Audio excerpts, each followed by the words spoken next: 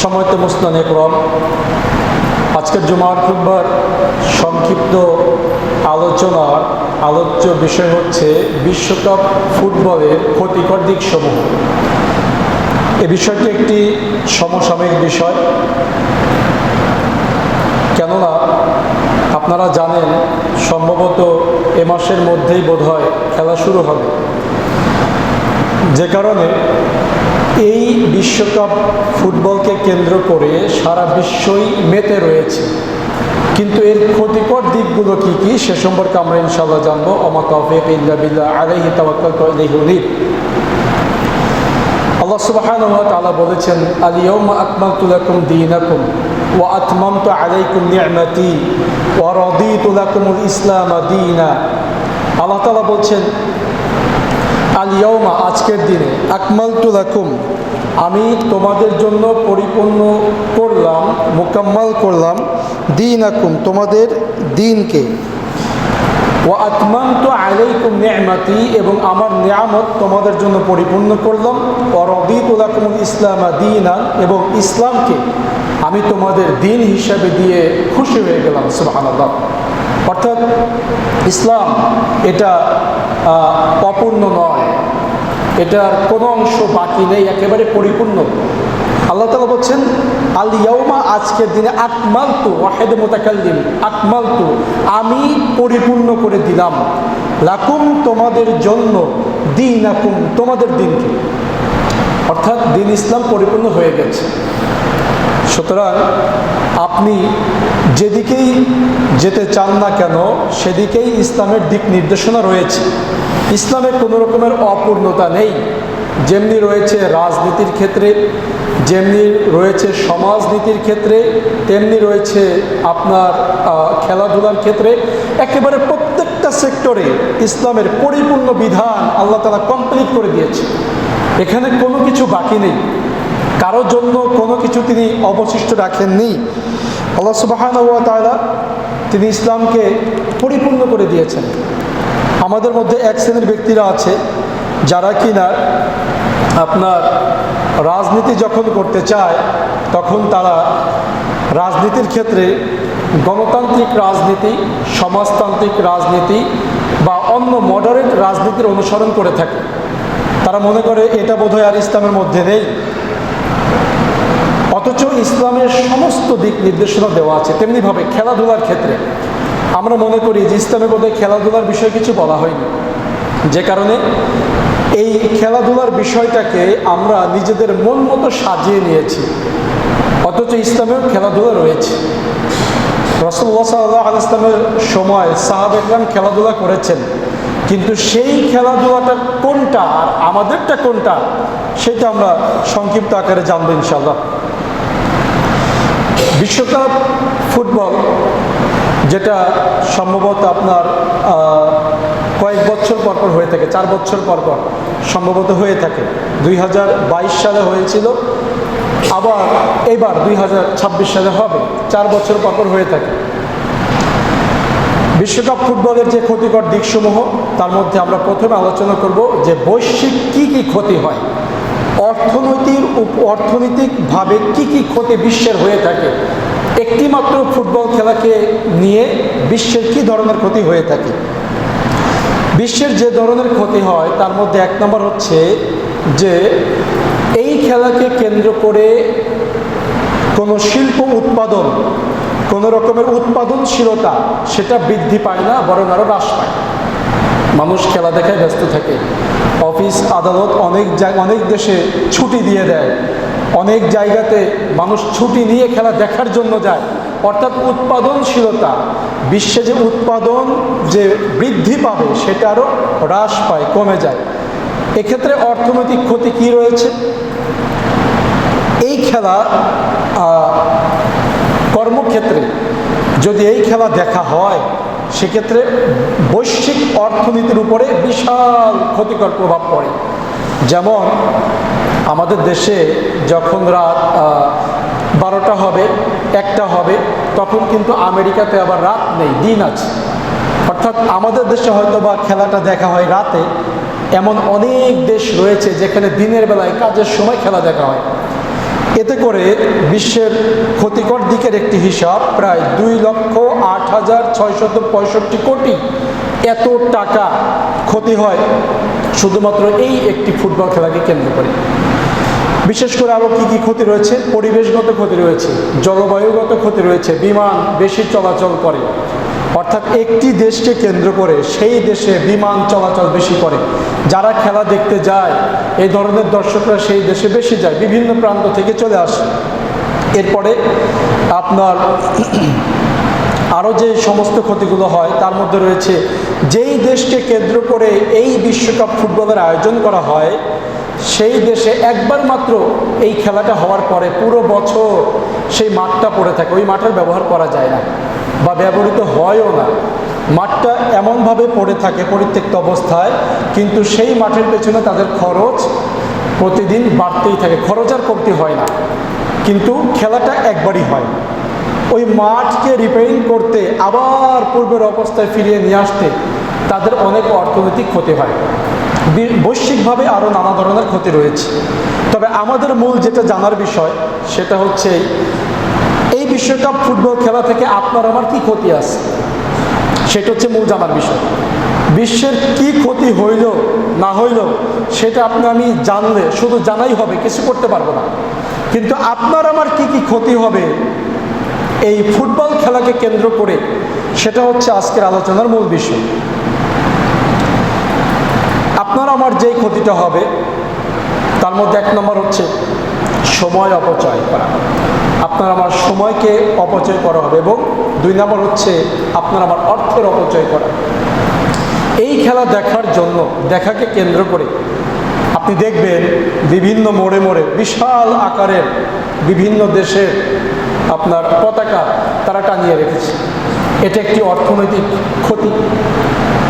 অন্যান্য দেশগুলো বিশেষ করে আপনার জাপান বাংলাদেশে অর্থনৈতিকভাবে অনেক সহায়তা প্রদান করে থাকে। বিশ্বের অন্যান্য আরও অনেক দেশ বাংলাদেশকে অর্থনৈতিকভাবে দুর্বল মনে করে অনেক ধরনের আর্থিক সহায়তা প্রদান করে থাকে। তো ওরা যদি দেখে যে এই দেশে এত বেশি পতাকা টানানো আছে, এই দেশ কোনো অংশে যে দরিদ্র বা গরিব দেশ সেটা মনেই হবে না, মনে হবে যে ধনী দেশ, নাহলে এত পতাকা টানানোর টাকা পাইলে কোথায়? আমাদের অবস্থা হচ্ছে এমন, আমরা যেই টাকাটা যেই কাজে ব্যয় করা দরকার সেই টাকাটা সেই কাজে ব্যয় না করে অকাজে গিয়ে ব্যয় করি, যেটা আমার কাজ নয়, যেটাতে কোনো উপকার নেই, অথচ এই টাকার হিসাব আল্লাহর কাছে দিতে হবে। নবী সাল্লাল্লাহু আলাইহি ওয়াসাল্লাম বলেছেন কিয়ামতের দিন আল্লাহ সুবহানাহু ওয়া তাআলার নিকট থেকে কেউ 1 কদমও সরাইতে পারবে না 5টা প্রশ্নের উত্তর দেওয়া ছাড়া। তার মধ্যে একটি প্রশ্ন হচ্ছে মালিহি মিন আইনা ইকতাসাবাহু ওয়া ফিমা আনফাকাহু, যে সম্পদ তুমি উপার্জন করেছো কোন জায়গা থেকে এই সম্পদটা তুমি উপার্জন করেছো, জবাব দাও। ওয়া ফিমা আনফাকাহু, আর তোমার এই সম্পদটা তুমি কোন কাজে ব্যয় করেছো। আপনি আল্লাহর দেওয়া রিজিক, আল্লাহর দেওয়া টাকা পয়সা দিয়ে বিশাল করে পতাকা বানাইলেন, এটার হিসাব আল্লাহর কাছে দিতে হবে। এমনও পাগল আছে বাংলাদেশে যে নিজের জমি বিক্রি করে পর্যন্ত পতাকা বানায়, তাও 3 কিলোমিটার 8 কিলোমিটার লম্বা পতাকা বানাবে। এই হিসাব আল্লাহর কাছে দেওয়া লাগবে, কারণ টাকা পয়সা, এই কোনো টাকা পয়সা আপনার আমার নয়। পৃথিবীর শুরু থেকে আজ পর্যন্ত যত অর্থ, সমস্ত কিছু রুলিং হচ্ছে, মানুষের হাত বদল হচ্ছে, আজকে আপনার হাতে আছে, কালকে আবার আরেকজনের হাতে চলেই যাবে। আপনি টাকা ধরে রাখতে পারবেন না। এই টাকাটা আপনি কোন খাত থেকে উপার্জন করেছেন আর কোন খাতে ব্যয় করেছেন সেটার জবাব আল্লাহর কাছে দেওয়া লাগবে। এই ব্যয়ের জবাব যদি আল্লাহর কাছে দেওয়া লাগে তাহলে অর্থের অপচয় করা, যেটা আপনি পতাকা বানিয়ে বলেন, বড় প্রজেক্টর টানিয়ে বলেন, খেলা উপলক্ষে টেলিভিশন কিনে বলেন, যে কোনো ধরনের অপচয় করেন না কেন, এই সমস্ত অপচয়ের হিসাব আল্লাহর কাছে দিতে হবে। অপচয় করা এটি হচ্ছে সীমা লঙ্ঘন। আল্লাহ সুবহানাহু ওয়া তাআলা তিনি বলেছেন যে ওয়ালা তুবাদ্দিল তাবদীরা, আর তুমি অপচয় করবে না, অপব্যয় করবে না। ইন্নাল মুবাদ্দিরিনা কানু ইখওয়ানাশ শায়াতিন, নিশ্চয় অপচয়কারী হচ্ছে শয়তানের ভাই। আর শয়তান সে হচ্ছে মানুষের প্রকাশ্য শত্রু। অপচয় যিনি করেন তিনি শয়তানের ভাই। সেটা আপনি যে কোনো অপচয় করেন না কেন, আপনার টাকা আছে, আপনার টাকা আপনি যে কোনো ইচ্ছা যে কোনো খাতে ব্যয় করছেন, যদি সেটা আপনার প্রয়োজনের বাহিরে ব্যয় হয় সেটা হবে অপচয়। আপনি স্ত্রী পরিবার পরিজন নিয়ে কক্সবাজারে ঘুরতে গেলেন, এটা অপচয় নয়, এটা পরিবারকে সময় দেওয়া। আপনি পরিবারকে নিয়ে দামি রেস্টুরেন্টে খেতে গেলেন, এটা অপচয় নয়, এটা পরিবারকে সময় দেওয়া। কিন্তু আপনি ঋণ করে যদি ঘুরতে যান সেটা অপচয়। আপনি ঋণ করে পরিবার নিয়ে হালাল খাবারই খেতে গেছেন, সেটা হচ্ছে অপচয়। আরেকটি অপচয় কি? আরেকটি অপচয় হচ্ছে যেটা আপনার প্রয়োজন নেই, আপনার প্রয়োজনের বাহিরে সেটা নিয়েছেন, সেটাও অপচয়। অহেতুক বেহুদা কাজ করা অপচয়। আর এই খেলাধুলার মাধ্যমে অপচয় হয় অনেক বেশি, প্রচণ্ড পরিমাণে অপচয় হয়। খেলাধুলার মাধ্যমে সময়ের অপচয়, বিশেষ করে যে সমস্ত দেশে রাত 12টার পরে খেলা শুরু হয়, 1টার পরে খেলা শুরু হয়। আমার মনে আছে ছোটোবেলায় একটার সময় ফুটবল খেলা হইতো, কিন্তু 22 সাল 18 সাল এই সমস্ত সময় আমরা খেলা দেখি নাই। তবে যতটুকু মনে হয় রাতের বেলায় আমাদের দেশে খেলাগুলো হয়। যারা দেখে তারা ভালো বলতে পারে। তো আপনি যদি 1টা থেকে নিয়ে আপনি 2:30 পর্যন্ত খেলা দেখেন, তাহলে আপনি ফজরের সালাত কীভাবে আদায় করবেন? আপনার ফজর নষ্ট হয়ে যাবে, ফজর আদায় আপনি করতে পারবেন না। সময়ের অপচয়। আল্লাহ সুবহানাহু ওয়া তাআলা কোরআনুল কারীমের এমন কোনো কসম নেই সময়ের যা তিনি করেননি। আল আসর, সময়ের কসম, আল ফজর, ফজরের কসম, দুহা, মধ্যাহ্নের কসম, অশামস, সূর্যের কসম, আল কমর, চন্দ্রের কসম। আল্লাহ তাআলা দিনের কসম করেছে, রাতের কসম করেছে, অর্থাৎ সময়ের যত কসম আছে প্রায় 40টা কসম আল্লাহ তাআলা সময় সম্পর্কে করেছে কোরআনের মধ্যে। অথচ মানুষ সবচাইতে বেশি অপচয় করে যে জিনিসটা, সেটা হচ্ছে সময়। আপনার আমার সবচাইতে বেশি অপচয়ের জিনিসটার নামই হচ্ছে সময়। অথচ সবচাইতে বেশি দামি জিনিসের নাম হচ্ছে সময়। যে জিনিসটা সবচাইতে দামি, সেই জিনিসটা আমরা সবচাইতে বেশি অপব্যয় করি। বন্ধুদের সঙ্গে দেখা হয়েছে, বাস আড্ডা দিলাম 1 ঘন্টা, এই 1 ঘন্টার সময় হিসাব কে দিবে? দোকানে গিয়েছি, 1 কাপ চা খেতে আমার লাগলো 1.5 ঘন্টা, 1.5 ঘন্টার সময় হিসাব কে দিবে? এ ধরনের কত সময় আপনি অপচয় করে থাকে। বিশেষ করে এখন তো ইন্টারনেটের যুগ, মোবাইলের মধ্যে একবার বসলে 2-3 ঘন্টা কোন জায়গা দিয়ে পার হয়ে যায় ঠিক পাই না। এই সময়ের হিসাব আল্লাহর কাছে কে দিবে? অহেতুক সময় কাটানো। আল্লাহ সুবহানাহু ওয়া তাআলা বলেছেন, ক্বাদ আফলাহাল মুমিনুন, মুমিনরা সফল হয়ে গেছে। আল্লাযীনা হুম ফি সলাতিহিম খাশিউন, যারা তাদের সালাতকে বিনম্রতার সাথে আদায় করে। ওয়াল্লাযীনা হুম আনিল লাগwi মুরিদুন, আর যারা অনর্থক কাজ থেকে বিরত থাকে। সময় অপচয় করা অনর্থক কাজ, এটা ঈমানদারের কাজ নয়। যে ব্যক্তি অপচয় থেকে বিরত থাকবে সেই ব্যক্তি সফল। এই জন্য নবী সাল্লাল্লাহু আলাইহি ওয়াসাল্লাম তিনি বলেছেন, তুমি তোমার অসুস্থতার পূর্বে সুস্থতাকে কাজে লাগাও, তুমি তোমার ব্যস্ততার পূর্বে অবসরকে কাজে লাগাও। অর্থাৎ সময় যদি হাতে একটু বাঁচে, সময় একটু পাই, সময়কে কাজে লাগাতে বলা হয়েছে। আমরা সময়কে কাজে লাগাই না, সময় কিভাবে কাটানো যায় সেই উপকরণ তালাশ করি। আমি কয়েকদিন আগে একজনকে দেখলাম, বয়স্ক মানুষ, মোবাইলের মধ্যে মোবাইল নিয়ে বসে আছে। তো বাচ্চা ছেলেমেয়েদেরকে তো দেখতে পারে, বোঝা যায় যদি মোবাইলটা আপনার এইরকম করে ধরে, তাই না, এইরকম আড়াআড়ি করে যদি ধরে আর আঙ্গুল দুটা যদি চলে, মনে হয় গেমস খেলতেছে।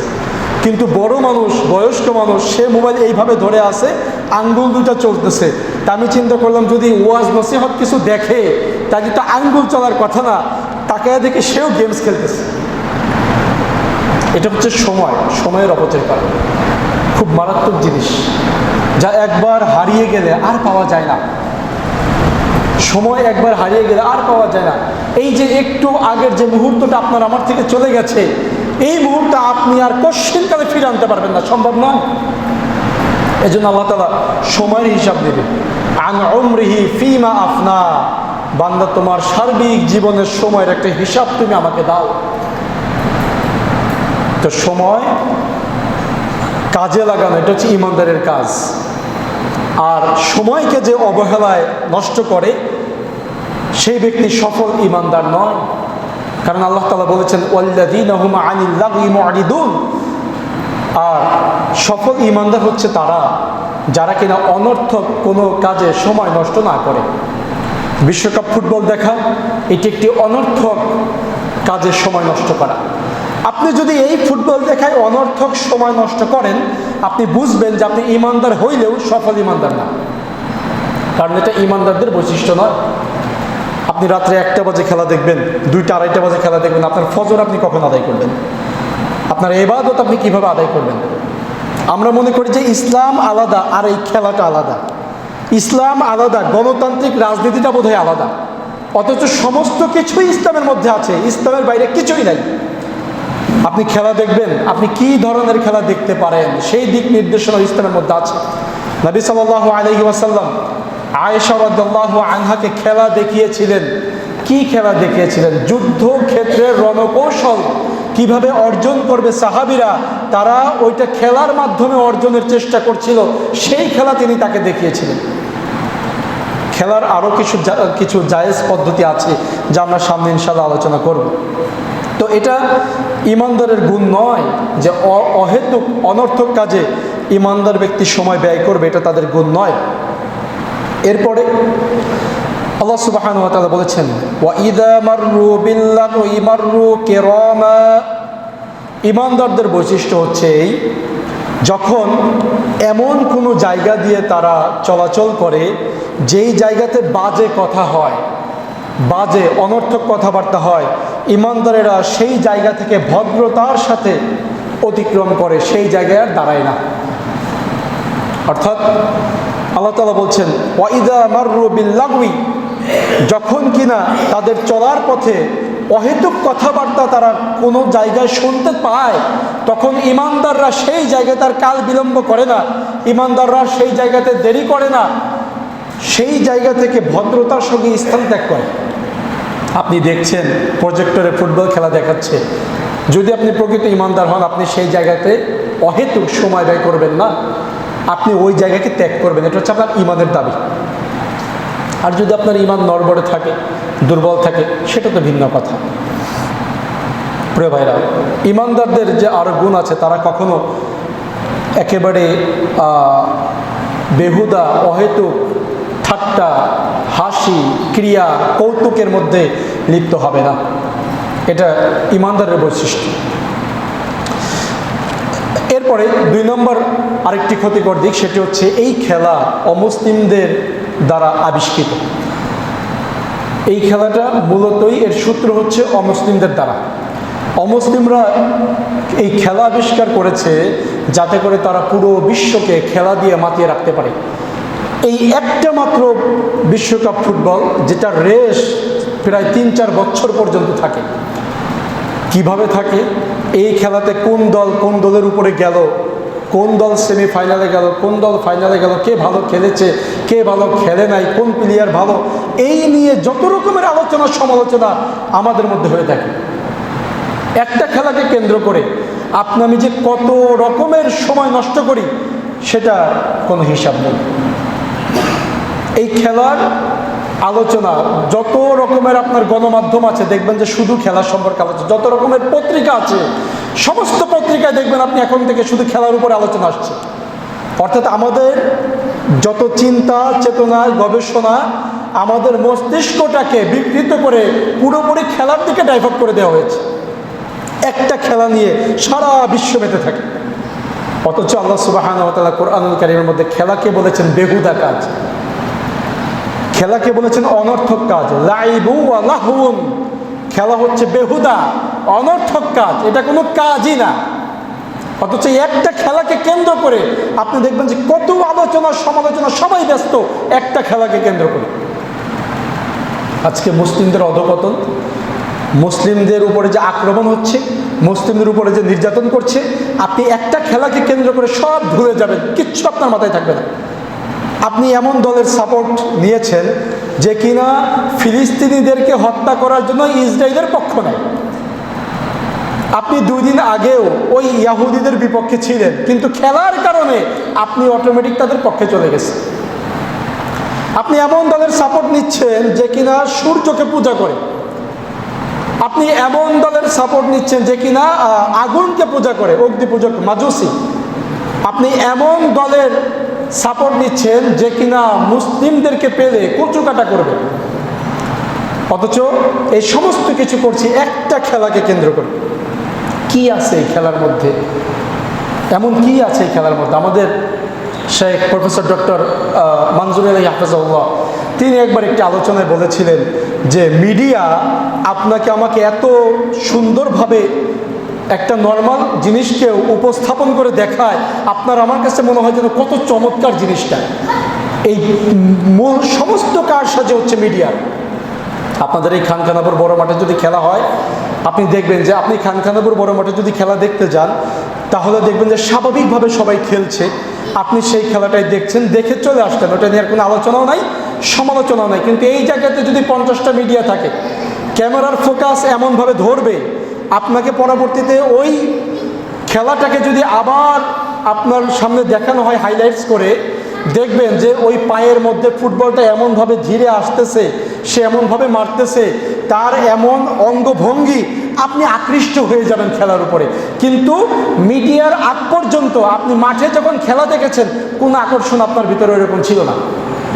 স্বাভাবিক যেমন খেলা হয় তেমনই হয়েছে। এই মূল ফোকাসটা আপনার আবার ঘুরিয়েছে মিডিয়া। একটা মাত্র ফুটবল, তার কত যে চমক, তার কত যে আপনার কি বলে অঙ্গভঙ্গি, এই অঙ্গভঙ্গি দেখিয়ে আপনার আমার পকেটের টাকা তো নিচ্ছেই, আপনার আমাকে হারামের দিকেও ঝুঁকিয়ে দিচ্ছে, পাশাপাশি আপনার আমার সময়কে অপচয় করাচ্ছে, শুধুমাত্র একটা খেলাকে কেন্দ্র করে। প্রিয় ভাইরা, এবার আসেন আমাদের ক্ষতিকর দিকগুলো একটু বলি। আমরা যদি কোনো দলের সাপোর্ট নেই, কোনো প্লেয়ারের সাপোর্ট নেই, তাহলে ইসলামিক দিক দিয়ে কোনো ক্ষতি আছে কি না, এটি একটি জানার বিষয়। আমি দেখেছি অনেক নামাজি ব্যক্তি 5 ওয়াক্ত সালাত আদায় করে, কিন্তু ইয়াহুদিদের পক্ষ নিচ্ছে। অনেক নামাজি ব্যক্তি খ্রিস্টানদের পক্ষ নিচ্ছে। আর্জেন্টিনা, ব্রাজিল, এগুলো তো এখন মানে বাংলাদেশকে যদি আপনি 2টা ভাগ করেন, দেখবেন যে আর্জেন্টিনা আর ব্রাজিল। বাংলাদেশকে যদি 2 ভাগ করেন, এইটাই পাবেন। অথচ এদের মধ্যে হাজি আছে, নামাজি আছে, মুসল্লি আছে, রোজাদার আছে, তাহাজ্জুদ গুজার ব্যক্তি আছে। কিন্তু ওই আর্জেন্টিনা, ব্রাজিল কোনোটাই কি মুসলিম দেশ? যদি মুসলিম দেশ ওই খেলায় অংশগ্রহণ করে, তারপরেও আমি তার সাপোর্ট নিতে পারবো না, কারণ এই খেলাটা জায়েজ নাই, হারাম। হারামের যেই ব্যক্তি অংশগ্রহণ করবে, সেই ব্যক্তির পক্ষপাতিত্ব করাটাও হারাম, জায়েজ নাই। প্রিয় ভাইরা, এই খেলাকে কেন্দ্র করে যদি আপনি সাপোর্ট নেই, তাহলে কি ক্ষতি হবে? আল্লাহ রাসূল সাল্লাল্লাহু আলাইহি ওয়াসাল্লাম বলেছেন, মান তাশাব্বাহা বিকওমিন ফাহুয়া মিনহুম। কেউ যদি কোনো জাতির সাদৃশ্য গ্রহণ করে, সে ওই জাতির অন্তর্ভুক্ত হিসেবে গণ্য হবে। আপনি ইহুদির পক্ষ নেবেন, ইহুদির সঙ্গে আপনার হাসর নাসর হবে। আপনি খ্রিস্টানের পক্ষ নেবেন, খ্রিস্টানের সঙ্গে আপনার পুনরুত্থান দিবস হবে। আপনি কিভাবে তার পক্ষ নিলেন? একজন ইহুদির জার্সি আপনি মুসলিম হয়ে নিজে তার অনুকরণ করেন, অনুসরণ করেন, সেটাকে পরিধান করেন। ইহুদির পাশে আপনার ছবিটাকে লাগান, ইহুদিকে সাপোর্ট দেন, তার প্রতি আপনার যে ভালোবাসা সেটা আপনি প্রকাশ করেন। এটাই হচ্ছে তার সাদৃশ্য অবলম্বন করা। আপনার নাম যতই মুসলিম হোক, যদি ইহুদিদের সাদৃশ্য আপনি অবলম্বন করেন, খ্রিস্টানদের সাদৃশ্য অবলম্বন করেন, হিন্দুদের সাদৃশ্য অবলম্বন করেন, আপনি তাদের অন্তর্ভুক্ত হিসাবেই গণ্য হবেন। এরপরে তৃতীয়ত, এ সমস্ত খেলার মধ্যে যে ক্ষতিকর দিক, তা হচ্ছে আল্লাহর স্মরণ থেকে মানুষদেরকে গাফেল করে ফেলে। আল্লাহ সুবহানাহু ওয়া তাআলা বলেছেন, يا أيها الذين آمنوا إنما الخمر والميسر والأنصاب والأزلام رجس من عمل الشيطان فاجتنبوه لعلكم تفلحون الله تعالى বলছেন ইয়া আইয়ুহাল্লাযীনা আমানু ওহে যারা ঈমান এনেছো ইন্নামাল খামরু নিশ্চয় মদ ওয়াল মাইসিরু জুয়া ওয়াল আনসাবু ওয়াল আজলামু প্রতিমা মূর্তি এবং বিশেষ প্রকারের লটারি রিজসুম মিন আমালিশ শাইতানি ফাজতানিবুহু এগুলো হচ্ছে শয়তানের কাজ তোমরা এ থেকে বিরত থাকো ফাজতানিবুহু সঙ্গে সঙ্গে বিরত থাকো এগুলো যেখানেই দেখবে দ্রুত বিরত থাকো তাহলে কি হবে লাআল্লাকুম তুফলিহুন তোমরা সফলকাম হতে পারবে ইন্নামা ইউরিদুশ শাইতানু আইয়ুকিআ বাইনাকুমুল আদাওয়াতা ওয়াল বাগদাআ ফিল খামরি ওয়াল মাইসির নিশ্চয় শয়তান কেবলমাত্র চায় মদ ও জুয়ার মাধ্যমে তোমাদের পরস্পরের মধ্যে শত্রুতা বিদ্বেষ সৃষ্টি করতে ওয়ায়াসুদ্দাকুম আন যিকরিল্লাহি ওয়া আনিস সালাতি ফাহাল আনতুম মুনতাহুন আর আল্লাহর স্মরণ এবং নামাজ থেকে তোমাদেরকে বাধা প্রদান করতে অতএব এ থেকে তোমরা কি বিরত হবে আল্লাহ তাআলা বলছেন যে শয়তান চায় জুয়ার মাধ্যমে এই খেলাটা একটা জুয়া টোটালি জুয়া এই জুয়ার মাধ্যমে শয়তান চায় আল্লাহর স্মরণ থেকে তোমাকে ফিরিয়ে রাখতে দেখছেন আপনি একটা খেলাকে কেন্দ্র করে দেখেন আল্লাহর স্মরণ থেকে আপনি কি পরিমাণ গাফেল থাকেন আর শয়তান চায় এই জুয়ার মাধ্যমে নামাজ থেকে বিরত রাখতে খেলা দেখতে দেখতে দেখতে দেখতে কখন নামাজের সময় পার হয়ে যাবে আপনি ঘুমায়াই আছেন ঠিক পাবেন না অথচ নবী সাল্লাল্লাহু আলাইহি ওয়াসাল্লাম বলেছেন যেই ব্যক্তি ফজরের সালাত আদায় করবে সেই ব্যক্তি আল্লাহর জিম্মায় থাকবে সুবহানাল্লাহ যেই ব্যক্তি ফজরের সালাত আদায় করবে না সেই ব্যক্তি ওই দিন আল্লাহর জিম্মায় থাকবে না তাকে দিয়ে আল্লাহর কিচ্ছু যায় আসে না যে ফজরের নামাজ আদায় করবে না শয়তান চায় একটা খেলাকে কেন্দ্র করে আপনাকে নামাজ থেকে বিরত রাখতে আর আল্লাহ সুবহানাহু ওয়া তাআলা আপনাকে হেফাজত করবে যদি আপনি ফজরের সালাত আদায় করেন কিন্তু রাত 1টা থেকে 2:30টার খেলা দেখে ফজরের নামাজ পড়া সম্ভব তার উপরে আমাদের ঈমান যে দুর্বল আমরা 3টা 4টা অ্যালার্ম দিয়েই তো নামাজ পড়তে পারি না আর খেলা দেখে 2:30 বাজে ঘুমায়া তারপরে নামাজ কিভাবে পড়ব বল ফজরের সালাত ইমানদার আর মুনাফিকের মধ্যে পার্থক্যকারী সালাত যেই ব্যক্তি ফজরের সালাত আদায় করবে সে ইমানদার যেই ব্যক্তি আদায় করবে না সে মুনাফিক ফজরের সালাত অত্যন্ত গুরুত্বপূর্ণ সালাত কেউ যদি ধনী হতে চায় তাহলে তার জন্য ফরজের আগের 2 রাকাত সুন্নত যথেষ্ট নবী সাল্লাল্লাহু আলাইহি ওয়াসাল্লাম বলেছেন রাকাতুল ফাজরি খায়রুম মিনাদ দুনিয়া ওয়া মা ফিহা ফজরের আগের 2 রাকাত নামাজ দুনিয়ার মধ্যে যা কিছু আছে সব কিছুর চাইতে উত্তম সুবহানাল্লাহ আপনি ধনী কোন দিক দিয়ে যে আপনার ধন সম্পদ বৃদ্ধি পেয়েছে সেটা আপনি নিজেও ঠিক পান নাই কারণ আপনি ফজরের আগে 2 রাকাত নামাজ পড়েছেন ধনী বলতে আমরা মনে করি শুধু বোধহয় টাকা পয়সা জমি এগুলো বৃদ্ধি পাওয়া সুস্থতা এটাও আল্লাহর পক্ষ থেকে দেওয়া রিজিক সেই ব্যক্তির অর্থ মুহূর্তের মধ্যে নিঃশেষ হয়ে যায় আর যে ব্যক্তি সুস্থ সেই ব্যক্তির তো আর অর্থ ধ্বংস হচ্ছে না তার মানে সে এক প্রকারের ধনী বলতে আমরা মনে করি শুধু বোধহয় টাকা পয়সা নিয়ে দুনিয়ার ভোগ বিলাসের আরাম আয়ের শান্তি কিন্তু আল্লাহ তাআলা যদি আপনাকে মানসিকভাবে ধনী করে দেন